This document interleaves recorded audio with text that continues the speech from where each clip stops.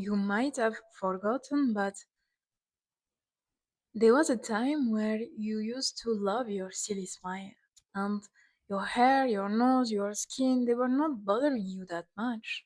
You were not perfect, but it was you and you were okay and fine with that. And this time you might have forgotten or you might have missed that time without social media, but it was like this before when we were kids. Without social media, I don't remember thinking about my skin texture, But at some point you scroll, and you see perfection, and you see perfect skin, and you see perfect teeth, and you see perfect jawlines, and you start to feel like you are not enough.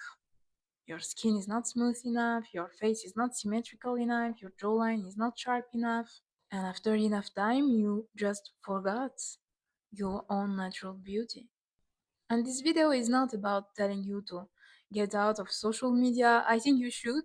Okay, let's be honest. I think you should get out of social media, but I know it's not always possible, and I know it took me a long time to reach that point and to organize my life also around it, and still I'm paying the price for it.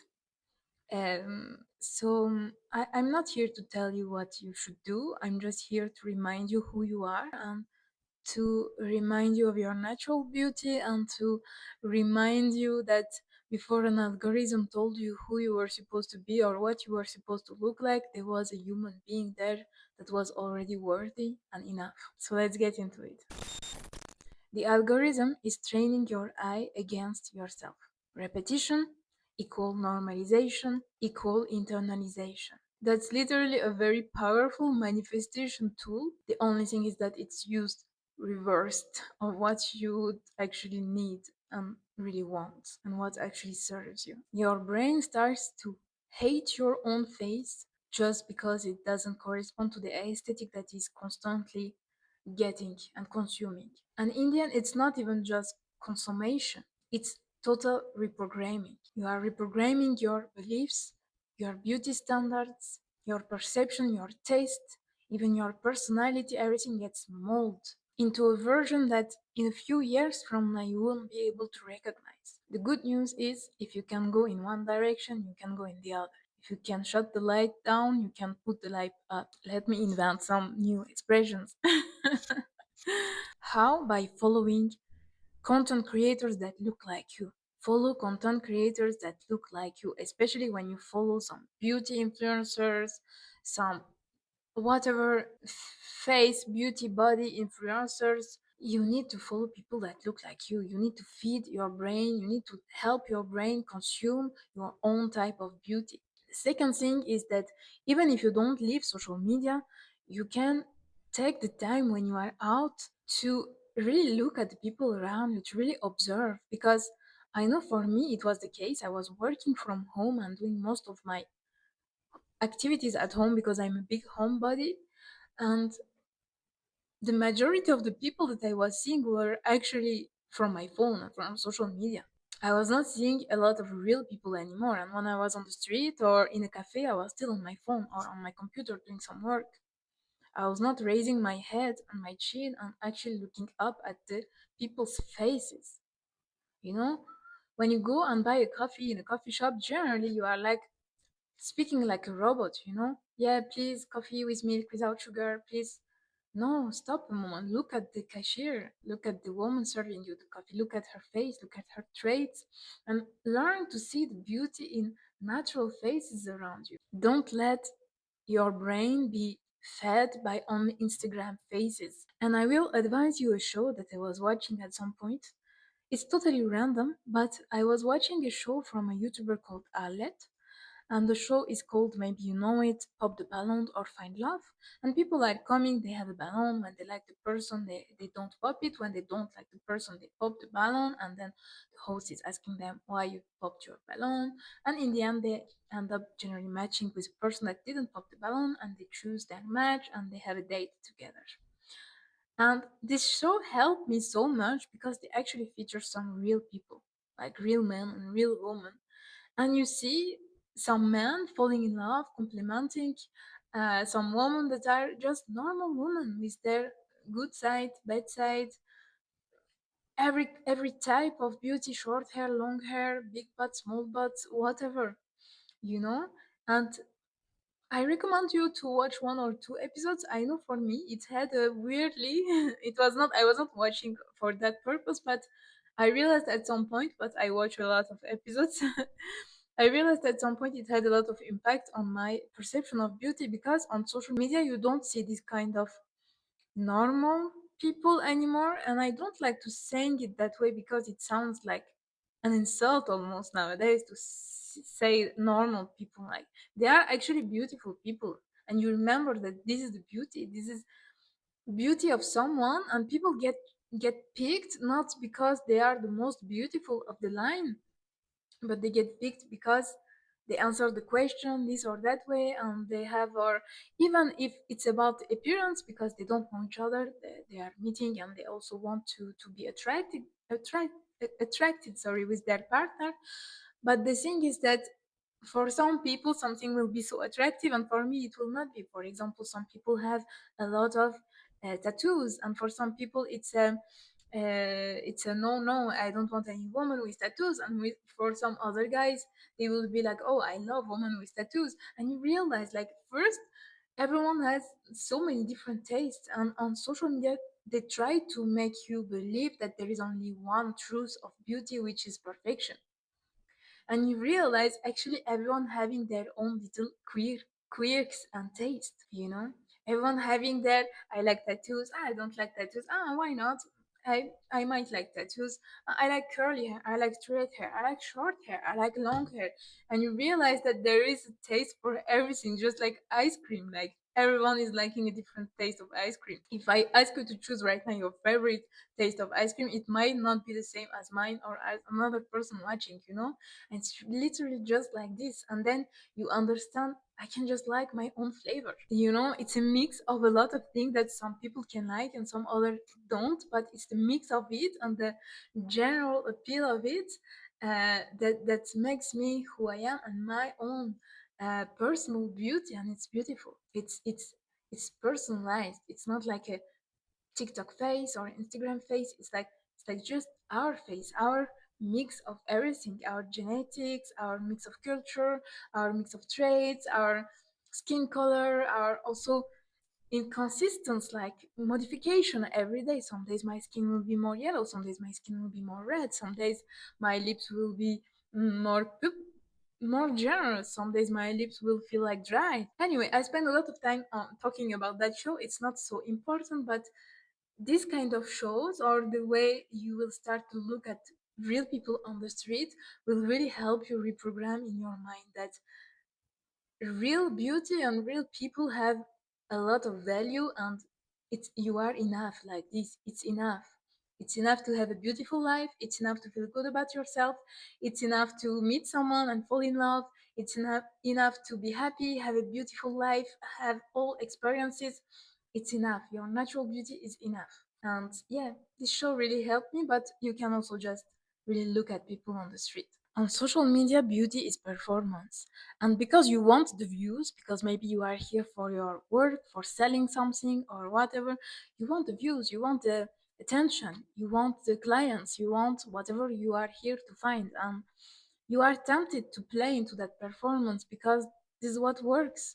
But by playing and playing over a game that you didn't choose to play in the first place, but you are just forced to play, you start losing yourself. You start losing your beauty. You start to disconnect from your truth and to just lose your taste, your personality. You start to really believe that beauty is this perfect performance. You start to believe your own play. It's like slowly replacing the smell of fresh flowers with the freshener, you know? Of course it's perfect, but it's consistent. It's forgettable, you know? Real beauty is inconsistent. It's moving. But for that reason it becomes unforgettable. Do you remember any of the faces that you scrolled through social media like 2 months ago, and you were like comparing and you were like, oh, she's so beautiful? Do you remember any of those faces really? Do you remember them? I felt so much into that when I was on social media. I was a coach, so I was trying to sell my programs and my coachings sessions, and I felt like I had to play this character and to box myself into a personality that people could understand, you know? And I removed all my complexity little by little to become like one color, one person, one personality. Of course, I didn't manage to do that very good, but some people do that like amazingly. You can see them and their feed is, I don't know, all blue, and it's so amazingly blue everywhere, and the color is perfect. Their clothes are also blue, and their everything, they are beautiful, their skin is beautiful, and everything is curated. But at the same time, they are losing who they are, because you cannot tell me that who you are is a woman who only wears blue. Or I'm sorry for you. And I was taking so much time doing this, choosing the color, choosing my clothes to go with my feed. I was losing my time and myself into that because it was rewarded. And this is the problem with social media, that they are rewarding you with something that is actually reprogramming your brain against you. Social media will make you lose your taste. And by continuously scrolling, you are also losing your intuition, which are two things that are so important: your personal sense of taste and your intuition. Because in that moment, you stopped knowing what you actually like, you stopped knowing what you actually want. And you need more and more someone to tell you, this is trendy, this is where you should go on holidays, this is how you should do your curls or your hair, this is how your skin should look like, this is how your body should look like. This year it's skinny, next year it's big fat butt. And without that, you start. I remember when I left social media, I had a little moment where I didn't know, like, where do I want to go on holiday if I have no one to tell me, to offer me some destinations? How do I choose? How do I know what is my style if social media is not telling me what is trendy these days? How should I choose? I was not even trusting my own taste anymore. But this is the beginning of losing your creativity, and then your uniqueness, and then your beauty in general, which is a mix of all of that. Your beauty is, yes, your appearance, but also your creativity, your personality, your taste, the way you carry yourself, your energy, your presence. And social media was ripping me of it, and I know it's ripping you of it. Sure, you might achieve the perfect old money look. And then what? What will happen when you have the perfect closet and the perfect smooth skin with Rhodes products, whatever is fashion and trendy these days? What will happen? Let me tell you what will happen.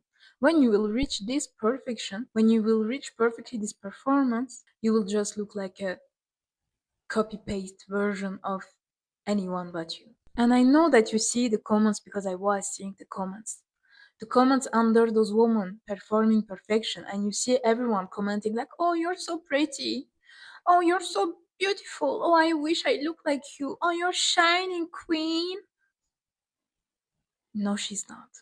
She has a plastic sheet on top of her Porsche. And the only reason why you think this is inspirational is because you are starting to erase yourself and your own sense of taste and personality and intuition. It's not inspiring, it's erasing. So, as I said, sure, I want to advise you to just get the hell out of there. Get out as soon as possible, organize yourself. But in the meantime, I know it's not always possible. Maybe you work from social media, maybe you need that platform for now, for expressing yourself. So, here are my advice if you need to stay on it, but you want to keep your sanity, your natural beauty, personal taste, personality, and everything.